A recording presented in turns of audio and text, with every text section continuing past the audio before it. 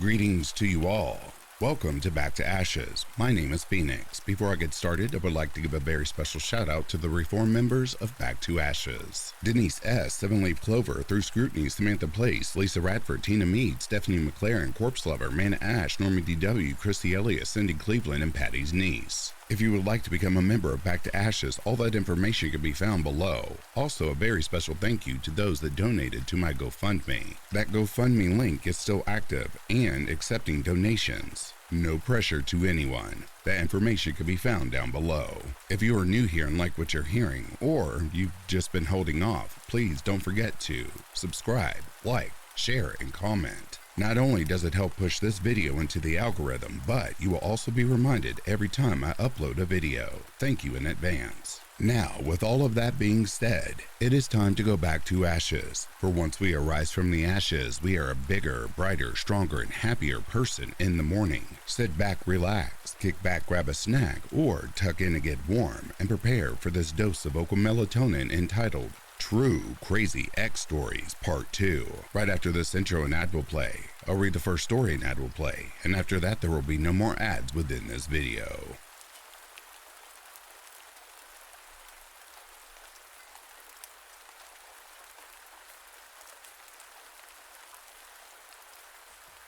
I had this boyfriend who would get mean during sex and choke me harder, sometimes out of nowhere, and give me this weird look, and he'd explain it to me as having multiple personalities. And one of them was a woman in his head who he's dating who is jealous of me and wants to kill me, and she comes out during sex and he is always arguing with her. He also had a personality who would beg to do other things to me while I was on my cycle for the month. I honestly tried to be there for him, but I was like 16, and now that I'm an adult looking back, this doesn't sound right. I remember after small arguments, he'd sit in the corner holding his legs, shaking back and forth, catatonic, for literally hours, but he wasn't really catatonic, because if someone else were to step in the room, he'd suddenly snap out of it. He was as normal and charming as could be in public, and around friends, this stuff only happened if we were home alone. He'd even write me letters in different handwriting, and they'd either be nice or mean, wanting to get rid of me. I don't understand how I was just okay with it. He's married now, and happy, and I've never heard of anyone else seeing him do this shit.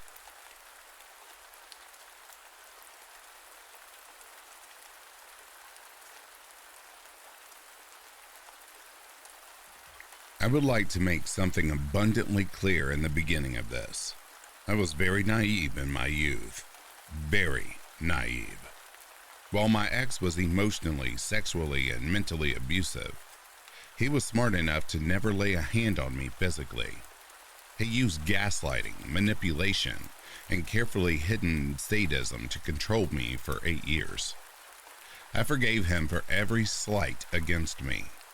Every instance of cruelty, every mental assault, and every sexual attack. I forgave him because I thought he loved me, and that I was his property because we'd been together for so long, and I wore his promise ring. In my mind, I was dealing with actions that would eventually go away with age. I was 17 when I finally got the courage to leave him. And since then, he's left me messages on Facebook, my phone, my email, and called me from texting apps to be a breather. It's always the same messages he leaves. I'm still here. Every month, like clockwork, same time, same day, same message. He has done this for 6 years straight, and I could do nothing about it. He wasn't breaking any laws, so I couldn't report him, and nobody cared about it anyway. So I blocked each account and continued on with my life. But 2 months ago, the messages stopped completely, and I know why. I got engaged to another man the same day he messaged me for the last time and posted about it on Facebook, and magically, the messages stopped. He stopped because I'm going to marry someone else and, in his mind, am no longer his property. This is the only thing that makes sense to me. that he believes I belong to the new man and not him, but I have the feeling I've not seen the last of him. So to my crazy boyfriend of 8 years, I hope I never run into you again.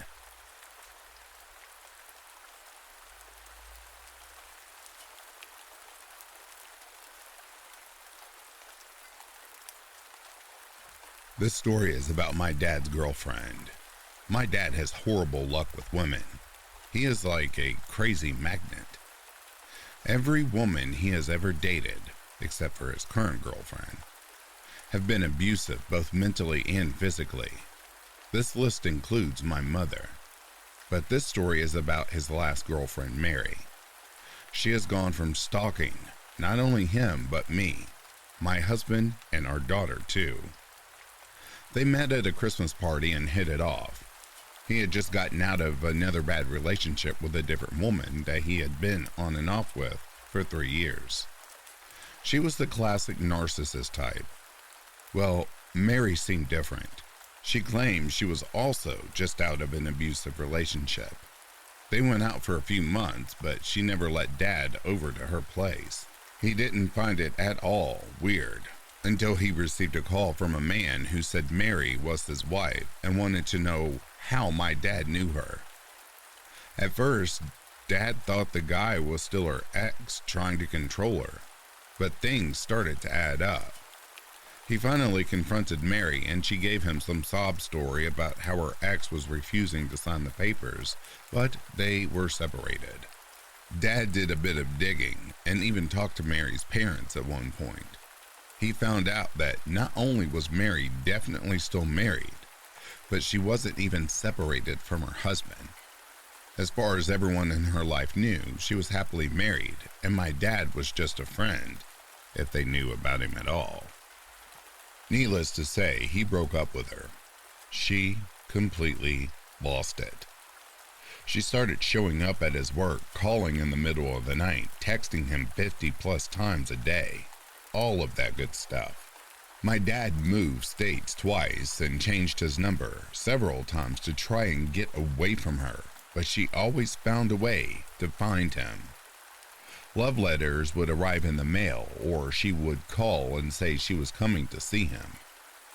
Then she found my phone number, probably sometime after my dad moved in with me. She started texting me almost as much as him.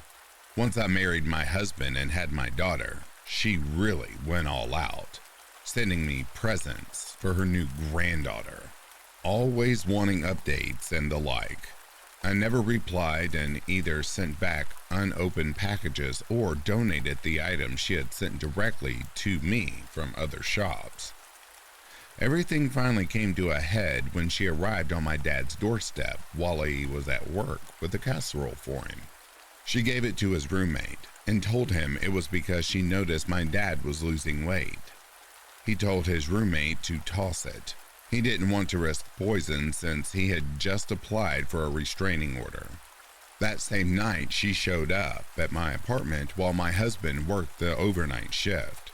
It was after 1 a.m. when she started knocking on my door. I was glad that I had sent my toddler to my aunt and uncle's for the night when I saw that it was her.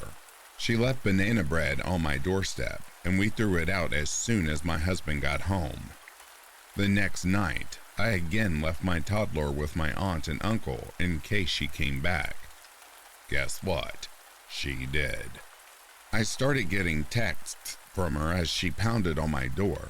She wanted to see her grandbaby and have some girl time with me. They slowly devolved into demands for me to open up the door.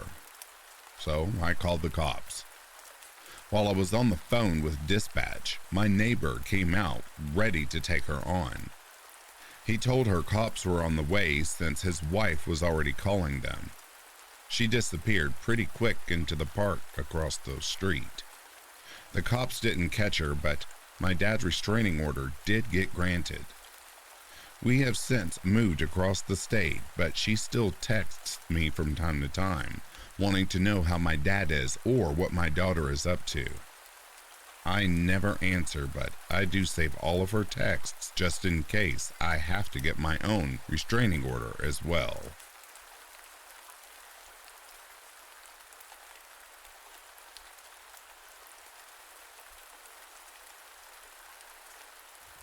This happened about 9 years ago. I was living with a roommate at the time in a townhouse in a suburb of Denver. My boyfriend at the time had always been kind of abusive, with the occasional slap or pinning me down on the floor. But after a family member that he was close to committed suicide, he really lost it. My ex, Pierce, just lost it in the middle of an argument one day about a week after the funeral, and threw me on the ground, punching my arm over and over, until there was a giant bruise on one shoulder and a handprint-shaped bruise on the other. My face also ended up being swollen, and I had a bloody lip. My roommate called the police, and he ended up being arrested and had a no-contact order that was put into place. He was also ordered to go to counseling and maybe drug and alcohol meetings, even though at the time he didn't use. Fast forward a few months. I'm living with this roommate because I was completely financially dependent on him. She's taken it upon herself to pay me to get my GED. That woman is a saint. I just needed to throw that out there. And a lot of my time was spent on studying for the subjects. After everything, I was very agoraphobic, but I even managed to forge some online friendships, and maybe even something more with a genuinely kind guy. One day, Pierce's grandmother stopped by to take me to pay my phone bill. She lived close by in the same townhouse complex, and was more or less right behind where we lived. I remember it being the first beautiful and slightly warm day after a long winter, so I opened all the blinds to let the sunlight in, and left them open when I left. After paying my phone bill, Pierce started calling her. I wasn't too concerned because I knew that he was supposed to be at his court-mandated counseling shortly. I couldn't hear what he was saying, but his grandmother told him that we had just stopped at McDonald's. Again, not an issue at this point. I continued to eat my Big Mac or whatever, until maybe 3 minutes later, Pierce calls again.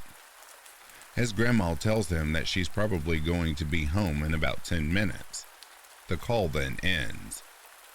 I finish my food and we leave. Again, in the car, as I'm maybe 2 minutes away where I live, Pierce calls again. I still can't hear his side of the conversation, but his grandma tells him the intersection we just passed, and suddenly, I have this terrible sinking feeling in my stomach. I know something is wrong, and I can't identify what, but I know in my heart of hearts that something is very, very wrong. I considered asking his grandma for help, but for context, his grandmother, on multiple occasions, watched Pierce hit me and try to strangle me, and openly expressed disgust at how I can't help but piss him off. The same lady that knew her daughter, Pierce's mother, broke Pierce's nose when he was 6 because he saw his mother flip off someone and copied her, and did absolutely nothing to intervene or let her know that she wasn't okay. The family member Pierce was mourning for often told him he was a mess-up and was probably the most verbally and emotionally abusive person I've ever witnessed in real life, or any movie or book or whatever. So this family is just super effed and abusive to other people, to each other. So I'm completely alone in this situation. Anyway, his grandma pulls in front of where I live, and I noticed all of the blinds I had open are now closed. We go inside, and once she leaves, I walk upstairs to my room and see a random Word document open on my computer. Pierce had written a whole page worth of shit, but I only paid attention to the big words at the top. I read your emails. Immediately, I know that he's seen the emails between me and the guy I'd met. Even though they weren't outright sexual or flirty, you could kind of tell there was something there. My brain stopped reading at this point, and I need to figure out if he's still in the building, because there's no contact order. I know he would have come in through the back door so nobody would see him, so my mind latches onto this idea that if the back door is locked, he's probably gone. I run downstairs to the door and see that it's locked. But as soon as I reach the door, I hear a closet sliding open from the room I was just in. Loud and angry footsteps, and he's yelling my name.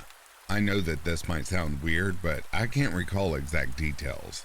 I remember his face in mind before I could understand what was happening.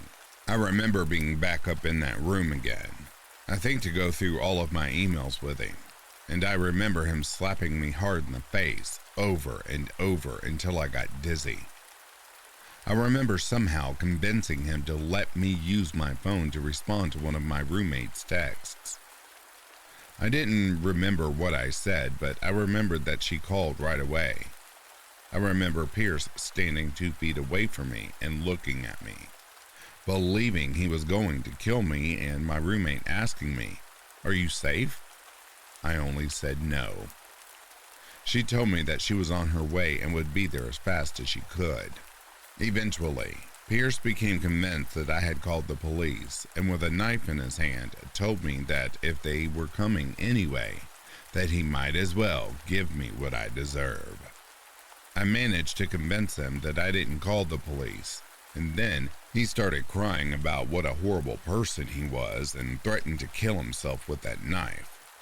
So, with a handprint on my swollen face, I tried to convince him that he wasn't terrible and to please not kill himself until my roommate came home. Insane ex-boyfriend. I moved states, had my name changed, and only feel safe in buildings in big cities, where I'm at least 3 stories up.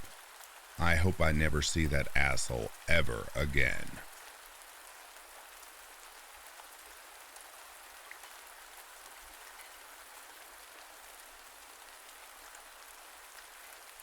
So, I matched with this girl on Tinder, Jenna.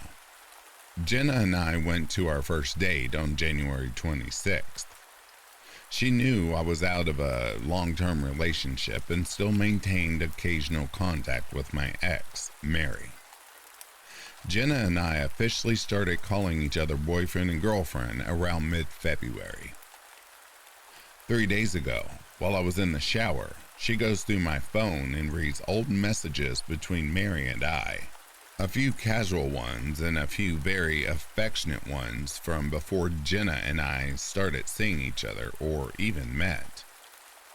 Jenna packs all of her things and is heading out of the door when I get out of the shower, with my phone. She texts a bunch of people saying things like, "I'm an asshole," and Mary is a manipulative bitch. She hacks into my Facebook and makes a post calling Mary a whole slew of names and blocks and unfriends several of my friends. She does a similar thing with Twitter. I get a hold of a coworker's phone and use it to try and contact her and sign back into my Facebook. Once she realizes I did this, she changed my passwords and my email passwords as well. Eventually, she tells me she wants to talk this out and to meet at my place. I play along so I could get my phone and passwords back. She gives me my phone and makes me call Mary and tell her I'm cutting her out of my life. I got a hold of Mary earlier and warned her something like this might happen. We both have a background in theater, so we had a very convincing argument over speakerphone so Jenna can hear. Jenna gives me my passwords and I immediately change them. I tell her she should leave and she doesn't understand why I want her out of my life. She goes home very upset about me breaking up with her over all of this. Jenna starts posting and commenting on my Facebook and I block her. I blocked her on everything. and she begins calling me over and over, not saying anything when I try to pick up the phone. I block her number. I start receiving the same calls over and over from a Colorado number. I live in Canada, by the way. Eventually, I go to my phone provider and change my number. I also changed the locks on my door in case she took a key. The next day, she makes a Facebook page calling me a piece of shit and Mary a manipulative bitch, and she hacks into my Twitter account. I tell her if she calls me one more time or posts one more thing about anybody, I know I'm calling the police. I get an email saying that my application for a credit card with a bank I do not use has been approved. I call the bank and tell them what's happening, and they put a freeze on the account. Several friends have told me to call the police, and I finally realize enough is enough. The police come and tell me that she has some sort of file with them and that her name isn't even Jenna. It's something completely different. They issue a warning of harassment, and if she tries to contact me again, I call the police and she gets arrested.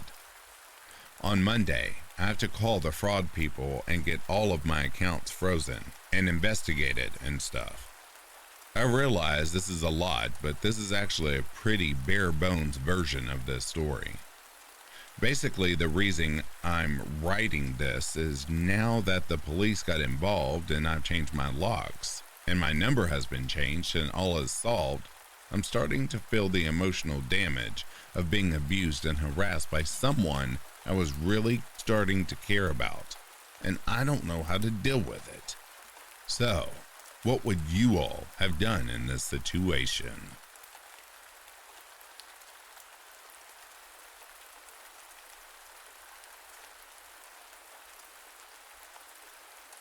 Me and my ex broke up about a year ago, and it got very messy. I was reviving DMs, texts, Snapchats from what seemed like everyone from her hometown. I got everything from calling me names to death threats. I ended up having to block about 10 people from 3 different sources of social media, and that's besides the point. The worst threats I received was from her recent ex. One read, "Oh, you hurt my girl? It's over for you. I know what town you live in.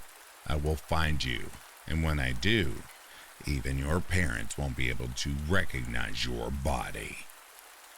He also sent me several others explaining the ways he would torture me. I just ended up blocking him along with everyone else and moved on with my life. Well, today, getting close to our 1 year of breaking up, me and my ex have started to talk again on okay terms, and everything seemed fine. I go about my day and walk over to this popular deli to grab a bite to eat. I end up passing a friend of mine along the way. They shout my name and cross the street and head over. We walk for a bit and split ways as I head over to the deli. This is when I was approached by 3 taller guys. My effing stomach hit the ground when I saw the guy's face.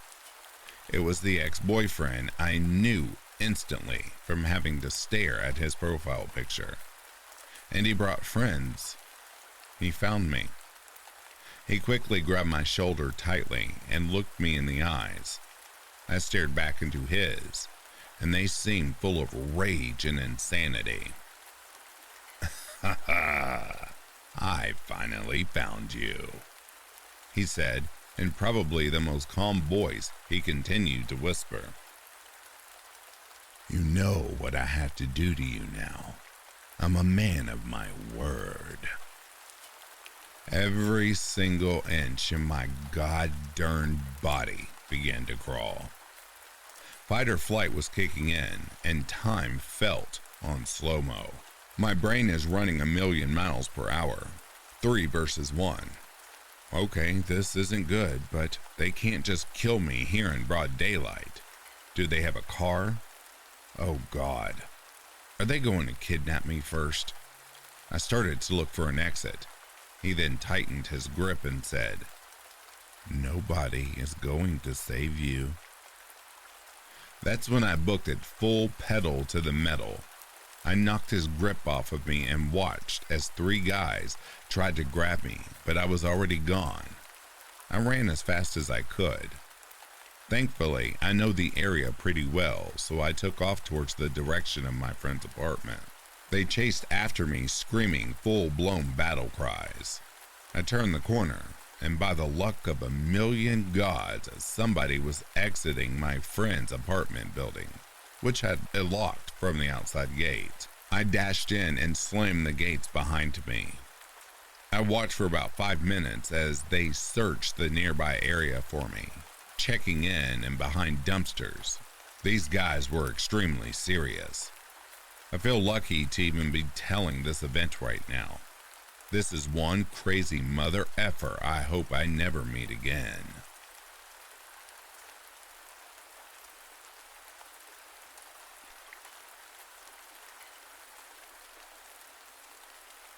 My ex, JJ, was a true creep. I was with him for 19 months. This happened around 2 months into the relationship, just as he was starting to get controlling, and it terrified me. It was 2 a.m. and I was in bed. I have super bad insomnia, so I was just listening to YouTube and scrolling through Reddit, not expecting to sleep for at least a couple hours, when I heard a tap, tap, tap on my window. I assumed it was my cat, so I called her name because she always meowed when she heard her name. It was silent, and then tap, tap, tap. I turned my YouTube right down and called my cat again. I heard her meow in the bathroom and panicked. It wasn't her outside my window. Outside my window is the roof of an extension that was built. It slopes up to my window and can easily be climbed onto via my neighbor's woodshed. At that point, I knew there was someone out there, but I was too scared to look. I sent JJ a message about it, but he was asleep, so it sent but didn't deliver. The tapping kept happening. Roughly every 20 seconds there would be a tap, tap, tap, and then silence. It continued for about 45 minutes while I lay in bed just listening. I felt like I was stuck in bed, like if I came out from under the quilt then they would somehow get me. After an hour, I realized it had stopped completely. I pulled myself up from my bed and went to my kitchen where I could see the roof, and I saw a pair of legs dangling over the edge, illuminated by a torch. I decided to give up with my room, and I slept on the sofa with my cat that night. At least whoever's it was wouldn't know where I was. Next thing I know, I'm waking up to my alarm. I go to turn it off and notice that I have Snapchats from JJ, which is odd, but not unheard of. They're from around 3:30 a.m., so probably just after I fell asleep. I open the snaps, and my stomach dropped. It was a photo of my bedroom window from the outside. Then one of the legs dangling into my garden, and then one of me sleeping on the sofa, taken through the kitchen window. I messaged him asking him what the hell he was doing. I got a reply saying he'd come to check on me and chased a guy off for my house. At that point, he had me convinced he could do no wrong, and if I opposed him, I was scared about what might happen, so I just left it at that. From then on, it happened a couple more times, and every time I just tried to ignore it, but the joy of hindsight I know I shouldn't have. I should have told someone or broken up with him, but I was too scared of what he might do. I have a lot of stories about JJ. I may write some more. I've been considering putting it in a book somewhere, but I'm not sure. Thank you for listening to my creepy-ass story.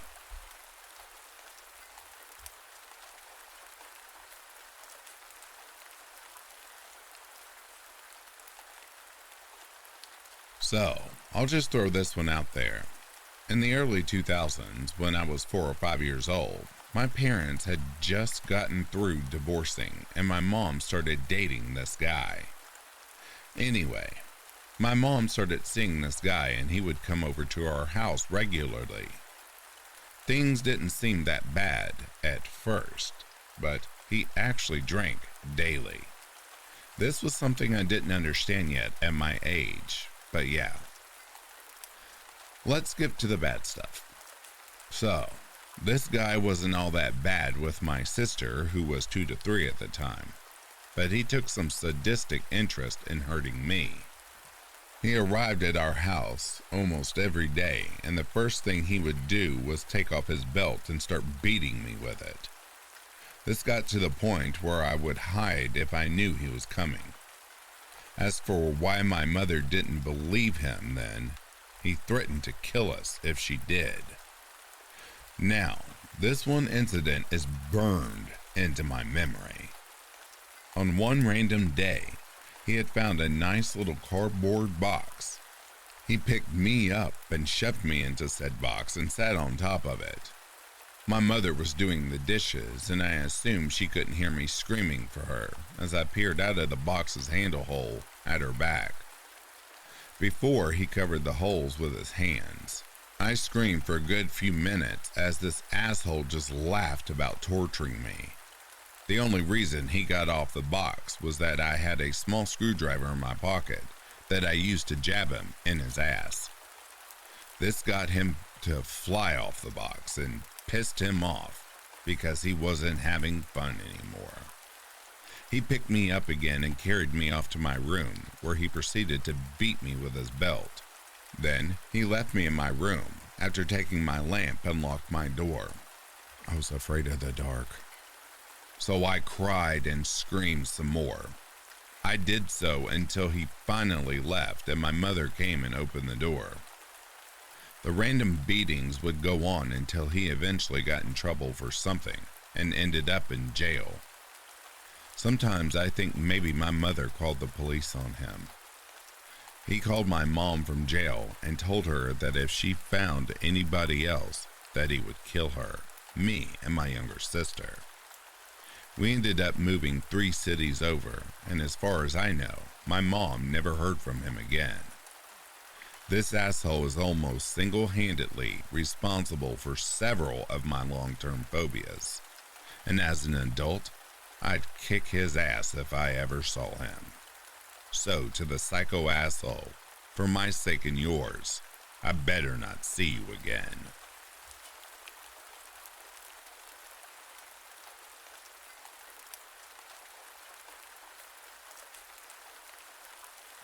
So this story I'm about to tell you just recently happened.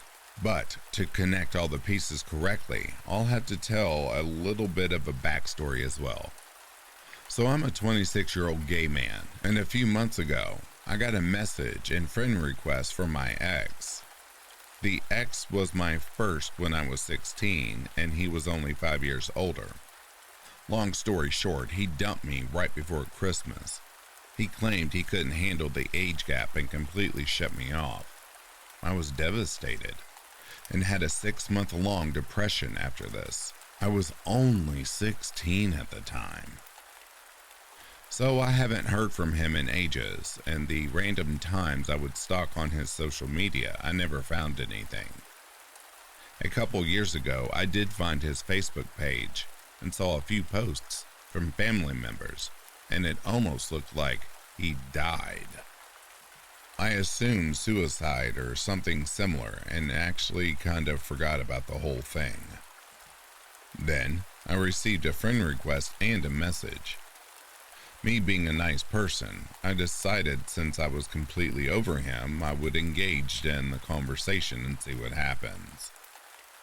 Everything was normal for a situation like this, and he explained he went to jail for a few years, and I won't go into detail for privacy reasons.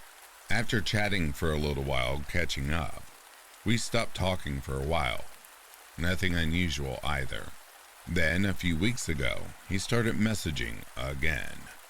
This time, something seemed weird. He was talking about relationships and getting very upset over details about my current relationship. I thought this was extremely odd and kind of stopped chatting back.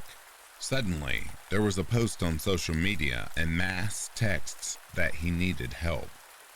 He was getting kicked out of his apartment, but the odd thing was, he was just moving to another apartment. After a few more random text messages ranging from "I need help," "I can't handle life," "come hang out on the rooftop," and just condescending updates online, he finally asked why I hadn't responded to any of his help requests and how he thought I was better than that.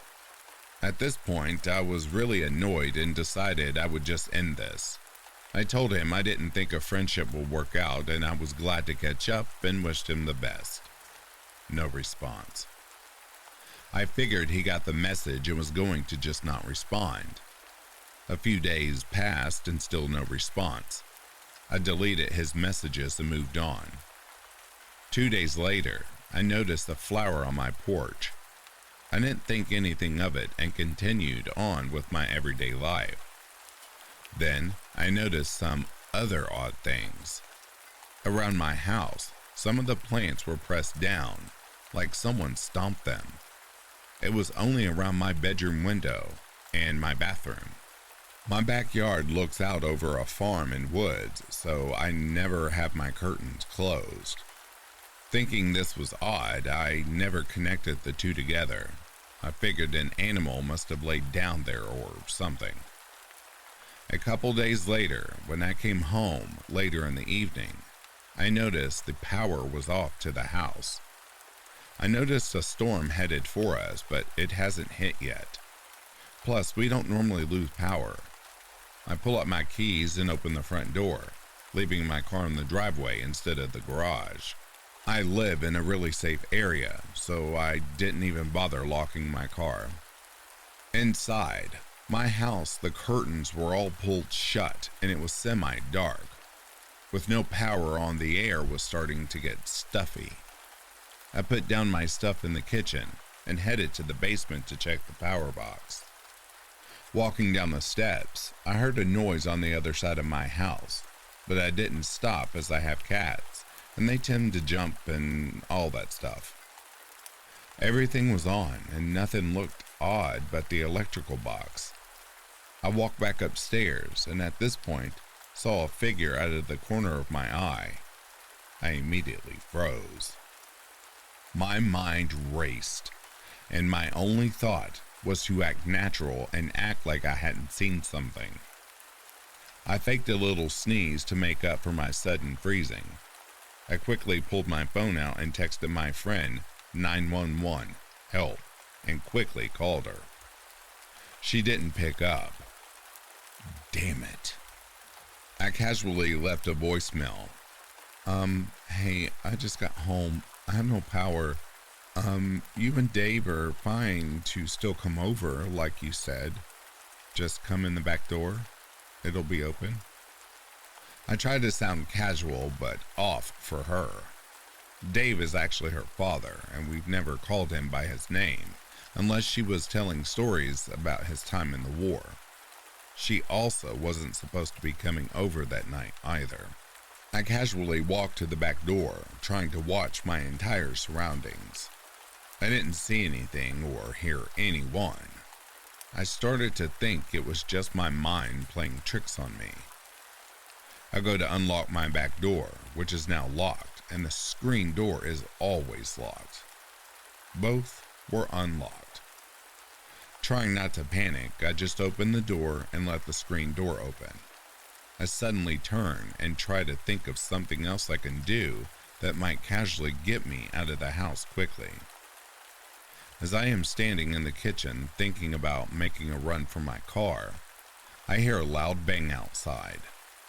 I jumped and ran to the front door. Nothing. I looked over and saw my car interior lights on though. Did someone just break into my car? I turned around to grab my keys from the kitchen when I saw something move in my living room. I don't know why I said, Hello? As soon as I said it, I wanted to kick myself. I slowly moved to the kitchen to grab my car keys and run. But they were gone. How were they gone? That was all that I remembered before I was waking up in my bed, all the lights on in my bedroom. It felt like a truck had hit me. My entire body was pretty sore and heavy. My eyes slowly focused on the room, and I managed to pull myself into a sitting position. What the hell happened? I thought. I slowly stood up and searched for my phone. It was on the kitchen island. The time said 2:23 a.m. I quickly searched through my text messages. Nothing. That was pretty odd. Feeling a little less groggy, I checked my doors, windows, and all the rooms. I don't fully know what the hell happened last night, but there was no evidence of someone being in my home. I didn't sleep the rest of the night and honestly felt like I was a bit crazy. The following morning, however, was a different story. I had finally fallen asleep sometime after 4 a.m. and woke up at around 8 a.m. to a text message on my phone. It was a random number, and it only said, "Last night was fun. We should do it again," with initials after. I just froze. They were the same as my ex. I immediately texted back, "What did you do?" But I got a message back saying number not valid. I never heard anything again or had any weird occurrences again. Hopefully, I never do.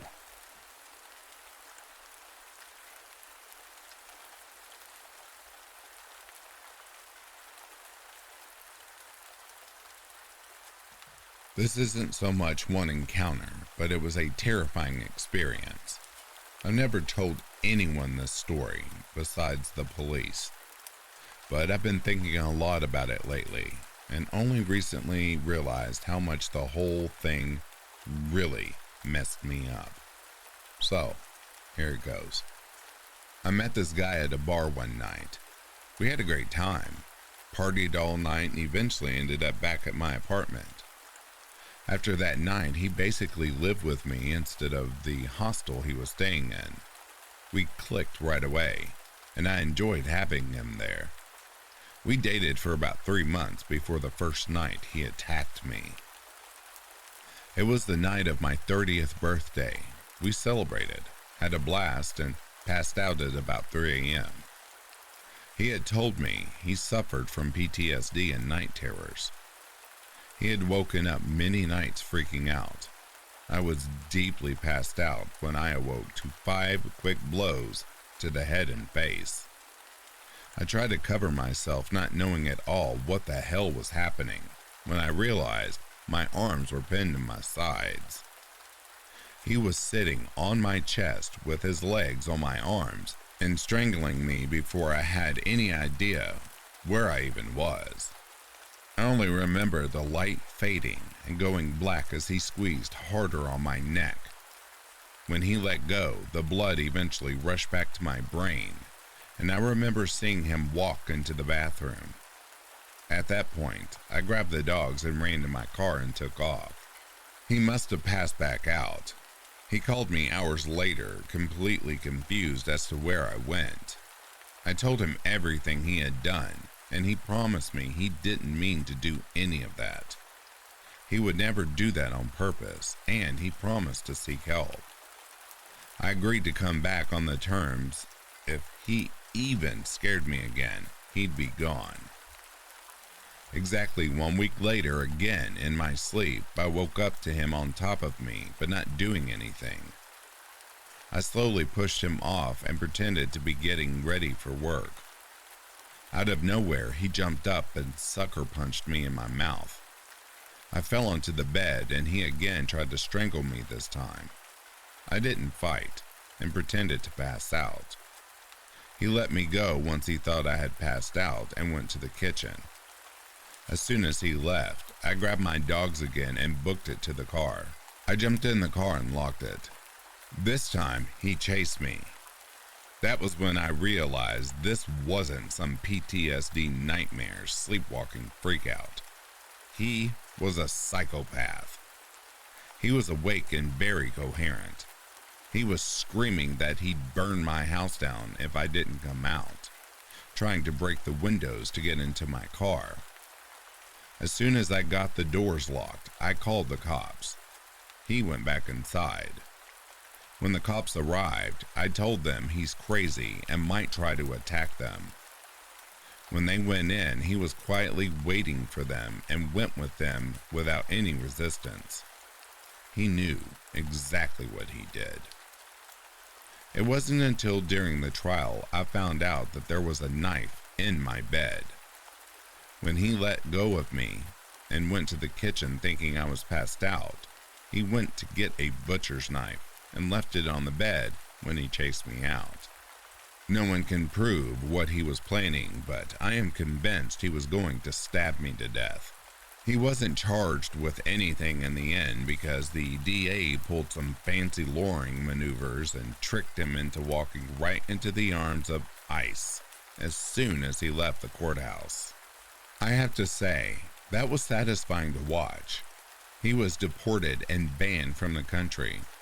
He still tries to contact me on social media by making new accounts, try to get me to help with his appeal and to be allowed back. Nope. He still claims he wasn't awake for any of this. I don't know what I believe, but I know I feel a hell of a lot safer with him on the other side of the globe. I've been having a hard time sleeping since then. I kind of brushed everything off and carried on with my life as if none of this ever happened. Thinking about it recently, I realized being attacked in your sleep and coming that close to possibly being a murder victim might cause some lasting psychological damage. I am considering seeking help. I think maybe sharing this story for once might be a healthy first step.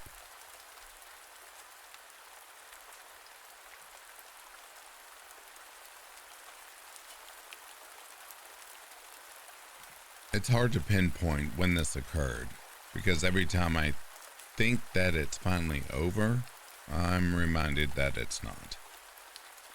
Tate was my first ever boyfriend. This story is supposed to focus on the things he did after we broke up, so I'll quickly gloss over what happened during our relationship. And yeah, I was really stupid back then, so brace yourselves for cringe.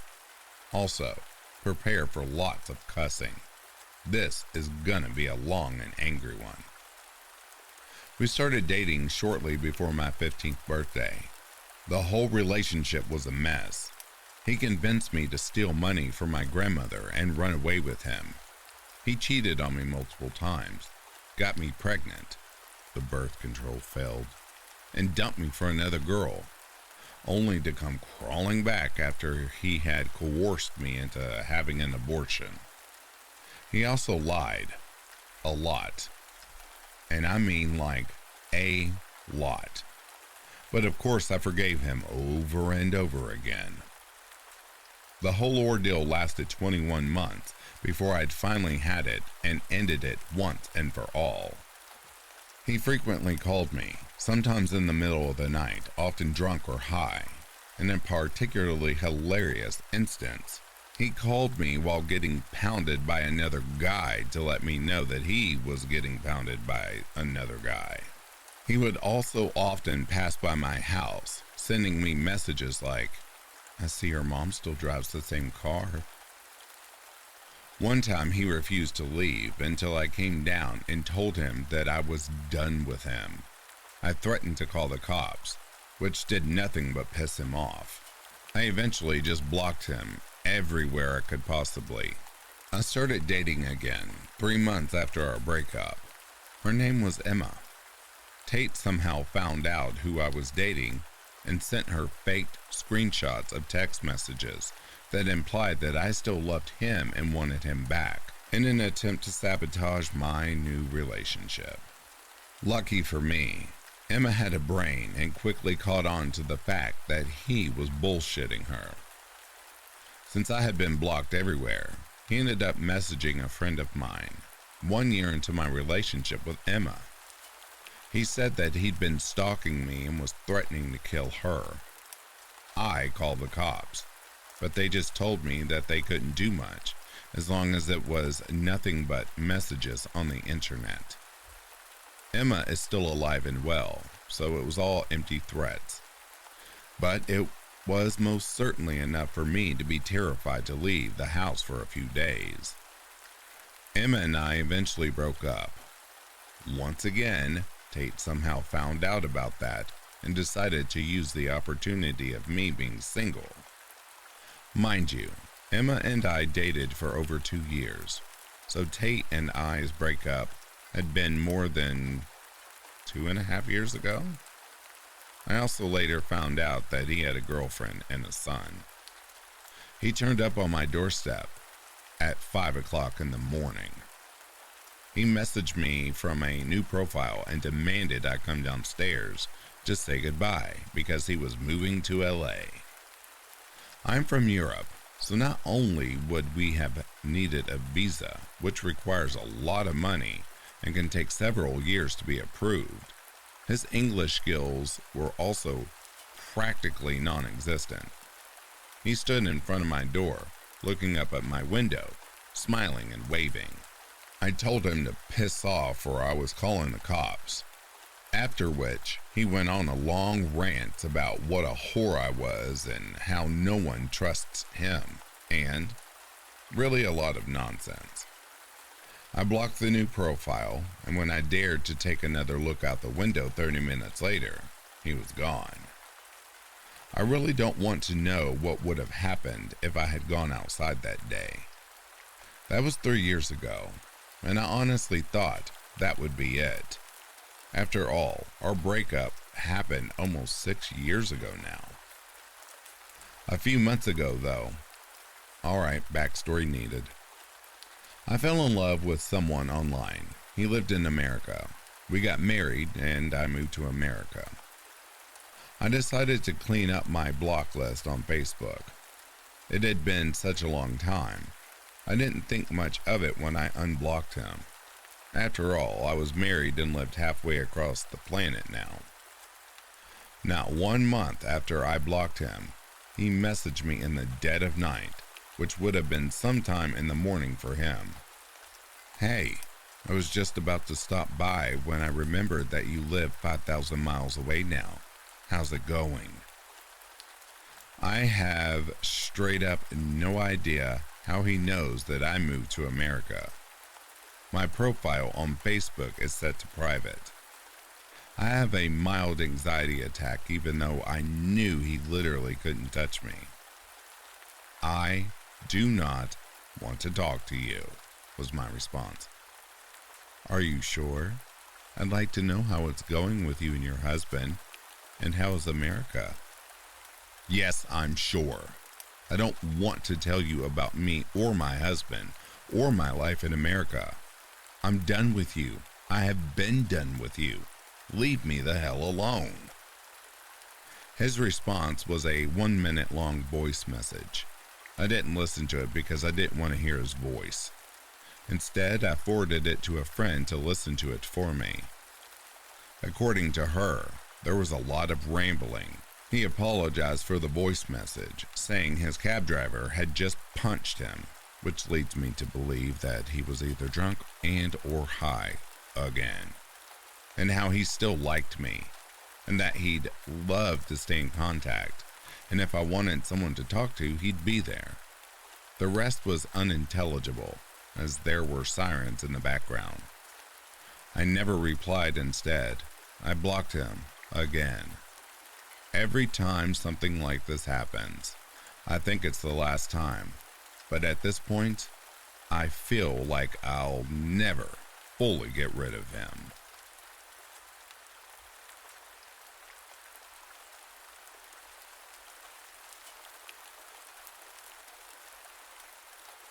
When I was about 13, I had not long broken up with this girl who supposedly had a psycho family. One of this girl's family was a close friend who was supposedly obsessed with her. I was invited out with my friends after school one day, and this boy latched on. Everybody told me to come out and that he wanted to make amends and he understood why I did what I did, etc., etc. Being the pushover I am, I went out and we hung out in parks and smoked and drank. As it started to get dark, I decided to go home. I felt uneasy being around him, and he started acting all weird, talking about fights he had been in and bragging about bashing some guy's face in with his fists in school. Because of this, I left. I didn't feel safe with him whatsoever. The next day, my best friend and all of the other kids that were out that night came into school and told me things got worse after I had left. Apparently, after they had drank some more, he started waving his huge kitchen knife around and was telling everybody how he was going to stab me in the stomach for breaking that girl's heart. Let me point out, I only know details of this because I have a relative in the local police force. My dad made us move because he knew where I lived. I continued getting death threats on social media though, until about a year or two ago when it was in the paper and was spread around the town that he had broken into somebody's house and stabbed a man to death and then slit his wrists in the man's bathtub. They found high amounts of cocaine and cannabis in his system, along with a lot of alcohol. The elderly neighbors phoned the police when they heard some commotion and they hadn't seen the man leave for work. They found him barely unconscious and he is now in a psych ward. This was supposedly over the girl again. I really think I dodged a bullet there.